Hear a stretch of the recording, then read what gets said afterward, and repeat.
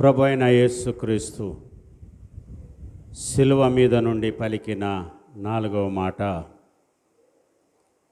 నా దేవా నా దేవా నన్నెందుకు చెయ్యి విడిచితివి.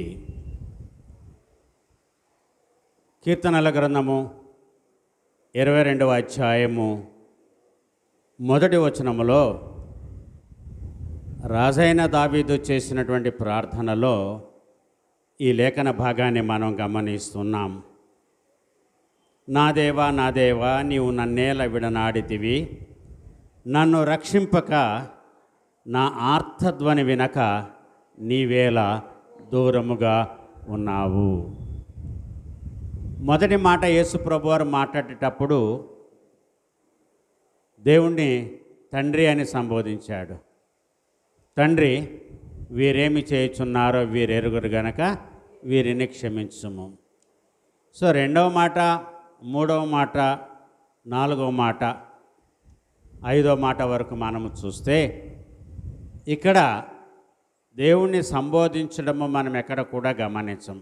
కానీ 4వ మాటలో యేసయ్య చెప్పినటువంటి మాట ఏంటంటే, నా దేవా నా దేవా నన్నెందుకు చెయ్యి విడిచితివి.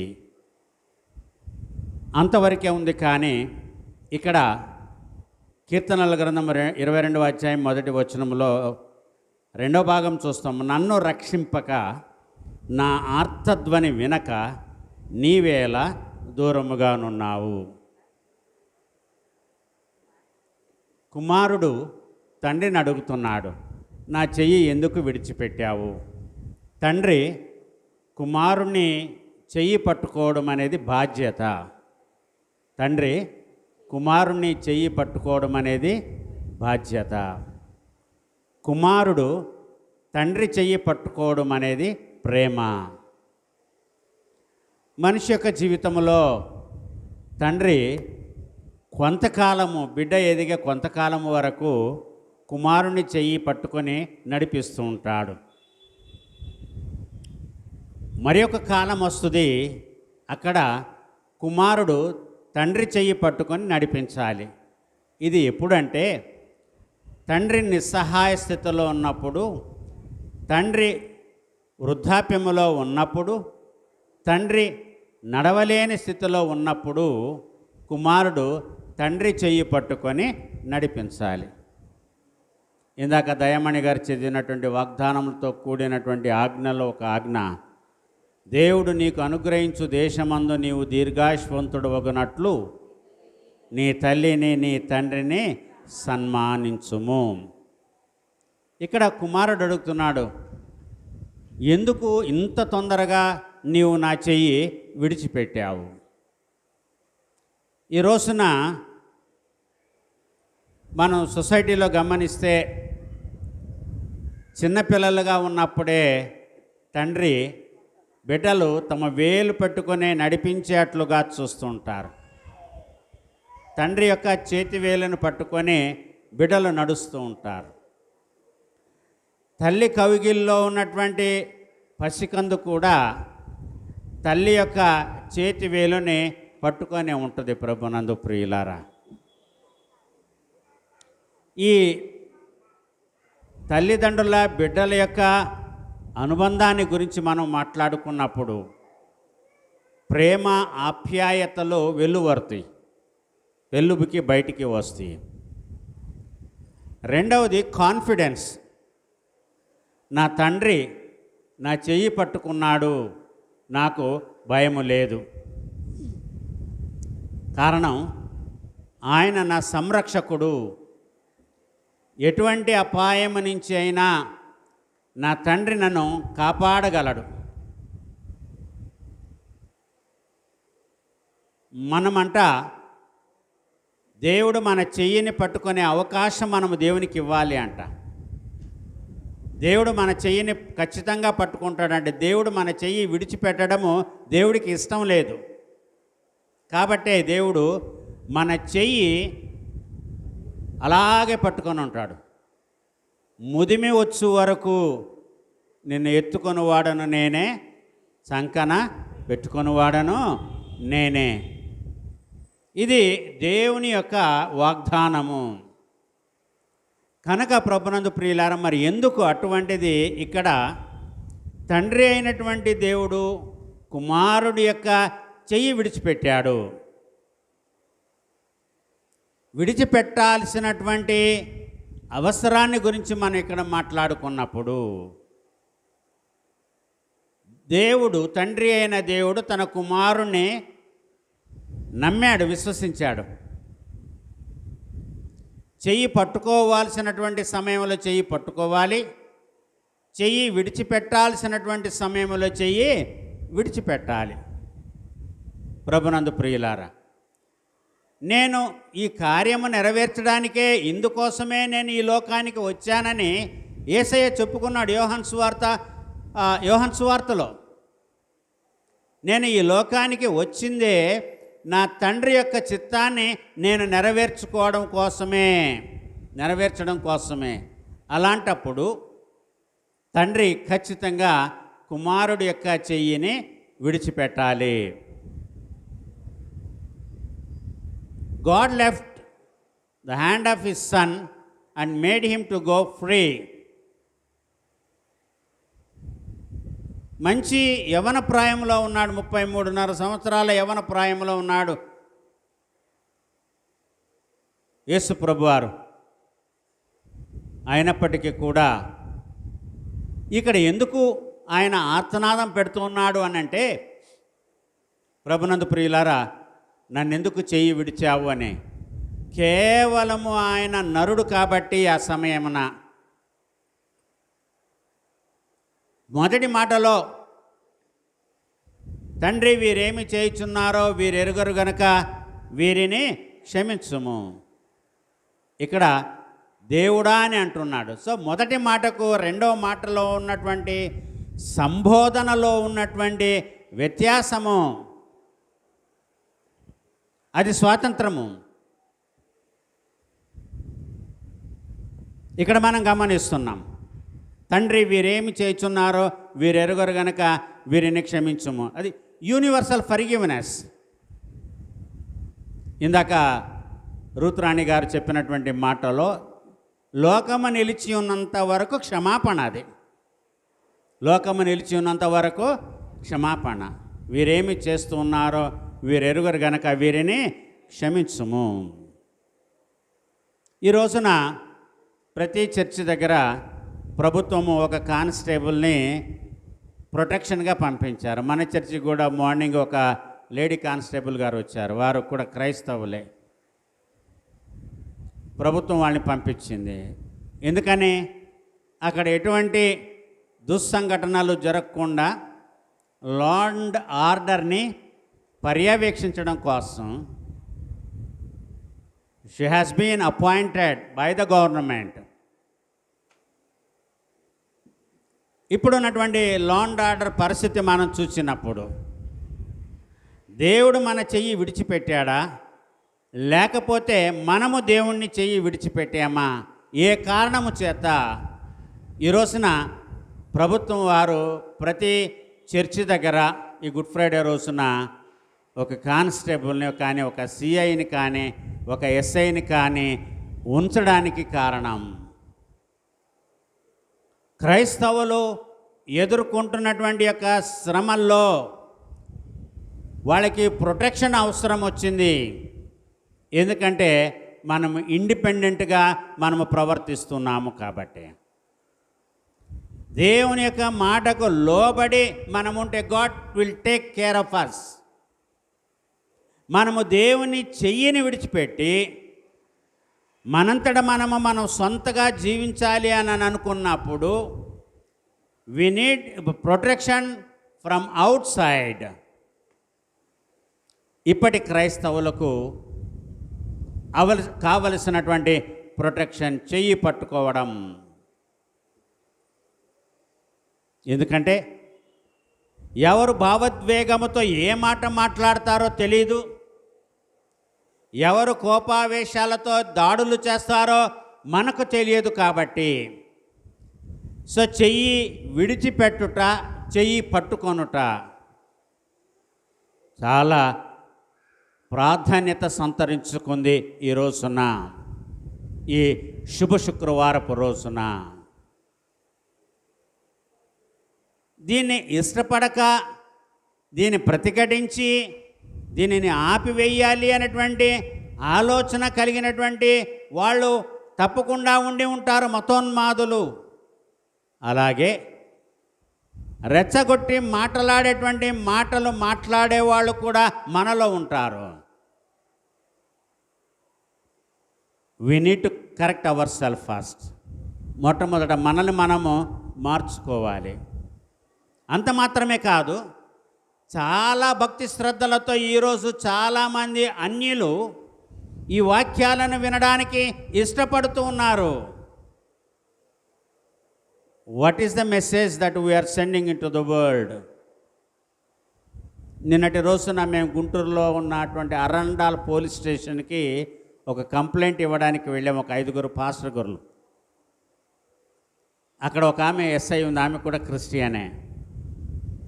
మీరు పాస్టర్లు అయ్యి ఉండి మీరే పోలీస్కి మాకు కంప్లైంట్ ఇవ్వడానికి వస్తే మీ దగ్గర నుంచి మేము ఏమి నేర్చుకోవాలి? What is that you are preaching?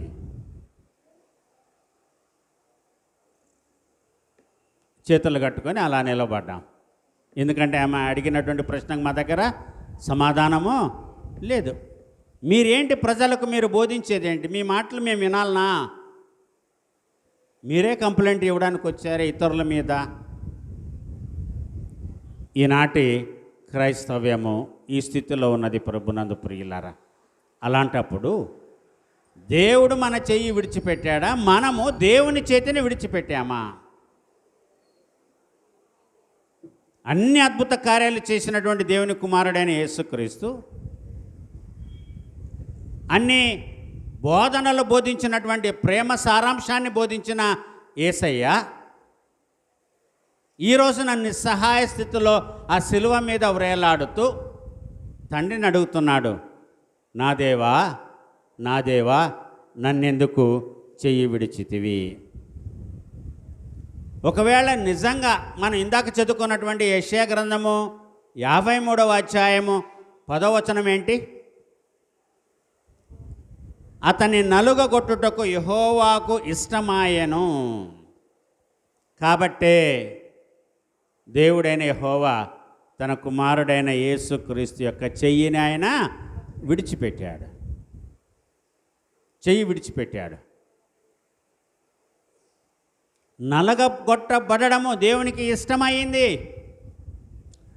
కొన్ని సందర్భాల్లో మనము కూడా నలిగిపోవడము దేవుడికి ఇష్టం. అనేక జీవితంలో ఏ తప్పు చెయ్యక, ఏ పాపమును చెయ్యక మనము నలిగిపోవడము కూడా దేవునికి ఇష్టమే.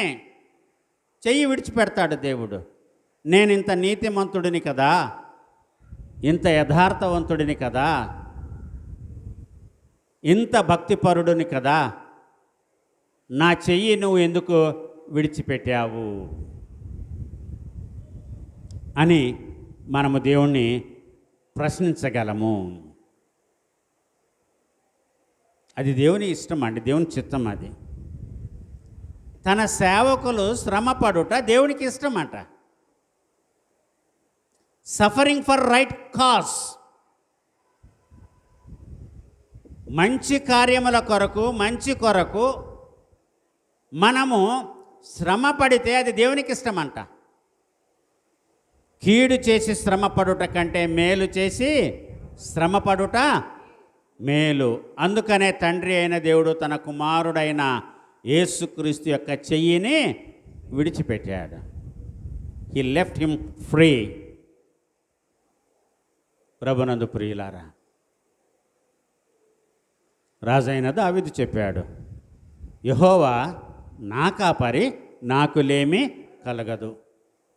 సో వర్తమాన భూత భవిష్యత్ కాలాల విషయాల గురించి ఒకప్పుడు కాపరిగా ఉన్నటువంటి రాజైన దావీదు ఇప్పటికి కూడా ఆయన ఇశ్రాయేలు కాపరిగానే ఉన్నాడు. ఆయన రాసినటువంటి ఆ యొక్క కీర్తనలో 23వ అధ్యాయంలో ఉన్నటువంటి సారాంశము, యెహోవా నా కాపరి, నాకు లేమి కలగదు అని అన్నాడు. ఆ కాపరి చెయ్యి విడిచిపెట్టాడు. కాపరిని కొట్టుదును, గొర్రెలు చెదరిపోవును. ఇక్కడ ఈ ప్రధాన కాపరి అయినటువంటి క్రీస్తు యొక్క చెయ్యిని దేవుడు విడిచిపెట్టి వేశాడు. So he was hanging between earth and sky. భూమి ఆకాశముల మధ్యన ఆయన వ్రేలాడుతూ ఆ బాధను ఆయన అనుభవిస్తూ దేవుణ్ణి ప్రశ్నించాడు. ఎందుకు దేవా, నేను ఏమి చేశానని నువ్వు నా చెయ్యి విడిచిపెట్టావు? దేవుడు రిప్లై ఇవ్వలా. ఆ మాటకు దేవుడు సమాధానము ఇవ్వాల. He kept silent. కారణం ఏంటంటే, ఇక్కడ మీకు ఒక మాట చెప్పాలి నేను. ఏంటి ఆ మాట అంటే, అపోస్తుల కార్యముల గ్రంథము 7వ అధ్యాయములో అపోస్తుల కార్యముల గ్రంథం 7వ అధ్యాయములో ఒక నీతిమంతుడు ఉన్నాడు. ఎవరైనా ఒక పెద్ద ప్రసంగం చేశాడు. ఎవరైనా? స్టెఫను. ప్రధాన యాజకుడు స్టెఫన్ని ప్రశ్నించాలి. ఈ మాటలు నిజమేనా అని అడిగిన అందుకు స్టెఫను చెప్పినదేమనగా, సహోదరులారా, తండ్రులారా వినుడి, మన పితరుడైన అబ్రహాము అక్కడి నుంచి మొదలేసుకుంటూ వచ్చాడు. అబ్రహాము జీవిత చరిత్ర దగ్గర నుంచి స్టెఫను మొదలేసుకుంటూ వచ్చాడు. ప్రధాన యాజకుడు అడిగినటువంటి ప్రశ్నకు సమాధానం ఇస్తూ ఇశ్రాయేలీల చరిత్ర అంతా కూడా చెప్పుకుంటూ వచ్చాడు. ప్రభునందు ప్రియులారా, వాళ్ళ అరణ్యములో విమోచింపబడి అరణ్యములో జీవితము గడిపేంత వరకు అన్నీ కూడా చెప్పుకుంటూ వచ్చాడు. 60 వచనాలు ఉన్నాయి. అయినప్పటికీ వాళ్ళు వినలా. ఆయన్ని వాళ్ళు ఈ మాటలు విని అత్యాగ్రహము తెచ్చుకొని అతన్ని చూచి పండ్లు కొరికిరి. ఆయన చెప్పిన మాటలన్నీ కూడా వాళ్ళకి ఎవరికి కూడా నచ్చలేదు. యేసు ప్రభువారి గురించి ఆయన సాక్ష్యం చెప్పాడు. ఏమని? ముష్కరులారా, హృదయములను చెవులను దేవుని వాక్యమునకు లోబర్చనొల్లని వారలారా, మీ పితరుల వలె మీరును ఎల్లప్పుడూ పరిశుద్ధాత్మను ఎదిరించుచున్నారు. మీ పితరులు ప్రవక్తలలో ఎవని హింసింపకయుండిరి. ఆ నీతిమంతుని రాకను గూర్చి ముందు తెలిపిన వారిని చంపిరి. ఆయనను మీరు ఇప్పుడు అప్పగించి హత్య చేసిన వారైతిరి. మీరు దేవదూతల ద్వారా నియమింపబడిన ధర్మశాస్త్రమును పొందితిరి కానీ దాన్ని గైకొనలేదని చెప్పాను. సో వాళ్ళు విడిచిపెట్టారు. ధర్మశాస్త్రం యొక్క చేతిని విడిచిపెట్టారు. They began to live independently. వాళ్ళు స్వతంత్రంగా జీవించాలని అనుకున్నారు. సొంత నిర్ణయాలను తీసుకోవాలి అని అనుకున్నారు. అందుకనే వాళ్ళు ఈయన మీద ఆగ్రహము తెచ్చుకున్నారు. ఈయన పరిశుద్ధాత్మ వచ్చింది, ఒక దర్శనాన్ని చూచాడు. ఆ దర్శనములో ఆయన చూసింది ఏంటంటే, ఆకాశము తెరవబడుటయు మనుష్య కుమారుడు దేవుని కుడిపార్శ్వమందు నిలిచిండుటయు చూచుచున్నానని చెప్పాను. గొప్ప సాక్ష్యం ఇచ్చాడు ఆయన. సో ఆకాశం తెరవబడింది, దేవుని కుడిపార్శ్వమందు మనుష్య కుమారుడు నిలిచి ఉన్నాడంట. సో పరలోకములో కూడా యేసుక్రీస్తు దేవుని కుమారుడుగా కాకుండా మనిషి కుమారుడుగా ఉన్నట్లుగా ఆయన చూశాడు. ఆయన రెండు, దేవుని కుమారుడు, మనిషి కుమారుడు. ఈ శిలువ మీద ఉన్నంత సమయము, నిన్నటి రోజున ఆయన శ్రమలు అనుభవించిన సమయము, ఆయన తీర్పును పొందిన సమయం అంతా కూడా ఆయన మనిషి కుమారుడే. ఆయన చేసిన విజ్ఞాపన ప్రార్థన, యోహాను సువార్త 17వ అధ్యాయంలో యేసు ప్రభువారు చేసినటువంటి విజ్ఞాపన ప్రార్థన అంతా కూడా మనిషి కుమారుడుగానే ఆయన ప్రార్థన చేశాడు. ఇప్పుడు మనిషిగానే ఆయన శిలువ మీద వ్రేలాడుతున్నాడు. దేవుణ్ణి అడుగుతున్నాడు, నా దేవా, నా దేవా. ఇందాక చదువుకున్నటువంటి యోహాను సువార్త 19వ అధ్యాయంలో యూదులు ఏమన్నారు? నీవు మంచి పనులు చేసినందుకు కాదు, నీవు దేవుణ్ణి తండ్రి అని సంబోధించినందుకే అని వాళ్ళు అన్నటువంటి మాట మనము యోహాను సువార్త 19వ అధ్యాయంలోని 7వ వచనంలో చూస్తాం. ప్రభునందు ప్రియులారా, అందుకు యూదులు, మాకొక నియమం కలదు, తాను దేవుని కుమారుడనని ఇతడు చెప్పుకొనెను గనక ఆ నియమము చొప్పున ఇతడు చావవలెనని అతనితో చెప్పిరి. పిలాతుతో చెప్పారు, మా నియమం ప్రకారము, మా నిబంధన ప్రకారము ఇతడు మనుష్యుడయ్యుండి కూడా దేవుని కుమారుడనని చెప్పుకున్నాడు.